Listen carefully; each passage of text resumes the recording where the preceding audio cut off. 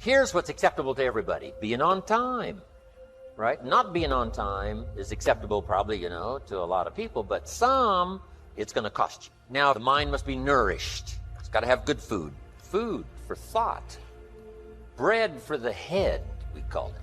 Yes, you need a slice of toast in the morning, right, for your body, but you need a slice of cassette. A slice of cassette you put in the car system and listen and listen. Let something feed your mind. Stand guard at the door of your mind. Don't just listen to anything and everything. Make sure that you're your own best filter of what goes into your mental factory and spins out the fabric of your life and future. Stand guard at the door of your mind. What is it that might be the key that you learn to let go of something? And this letting go is, of course, going to be uncomfortable. Why? Because it is something that no one, normally in our school systems, you don't find the subject how to let go. You find the subject how to get more.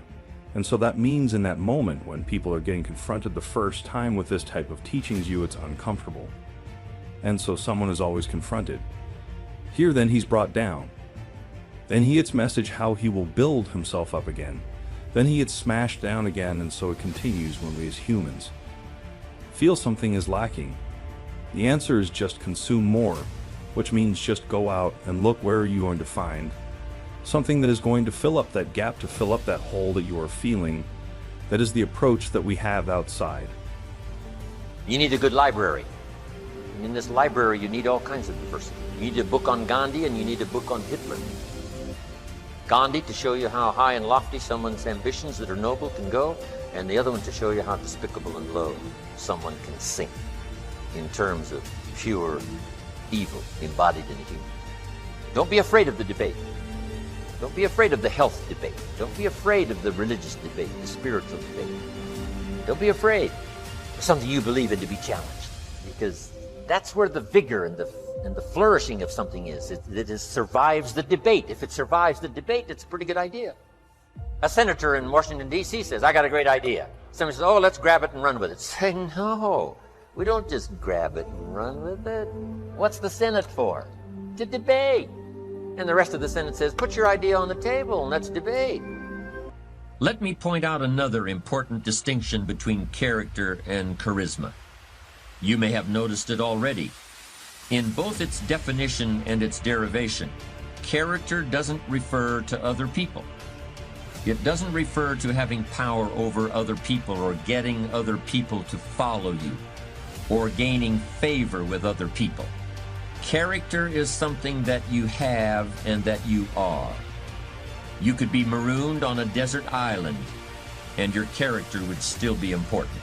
In fact, it would likely be very important in that situation. But charisma wouldn't do you any good at all. Charisma requires the presence of others, while character is all about you. Character is the person you are after you've chiseled and have gotten past all the unnecessary material to what's underneath. I teach my staff around the world, put your goals in your journal. Because one of the major people you want to study is yourself. Say, here's the list of goals I put together 3 weeks ago. Here's the list of goals I put together 2 years ago. Here's some of the changes I made, rearrangement of my priorities. I scratched these off, I put these on, I've gotten these. Study your accomplishments, study what your desires are. Put them on paper, write them down. Here's another reason for writing your goals down. It shows you're serious about doing better. And to do better, you gotta get serious. You don't have to be grim, but you must be serious. Everybody hopes things will get better. Everybody hopes. Poor people hope. That ought to tell you something. It means the future does not get better by hope. It gets better by plan. Your personal behavior in the marketplace. Not just what you know and what you've learned, ready now to serve in product or service, but a big share of your future success, both economically and every other way, is going to lie in your own behavior. This is part of personal development. how do you affect other people? Is that going to play a role in the kind of income you have and the kind of future you have? And the answer is yes, of course, yes. Here's one of the most important things to think of in the marketplace: your language. Now, some people who are inclined to use bad language, I'm telling you, in the marketplace is not the place. To use bad language in the marketplace, it's too costly. If you were to add up what it really cost, I'm telling you, you'd be a lot more careful. You've got to shift gears from the bar language to the marketplace language. Some things you can get by with telling a dirty story and, using a little profanity in the bar, but now when it comes to the marketplace, you've got to be careful. Everything will change for you if you will change. You don't have to change what's outside.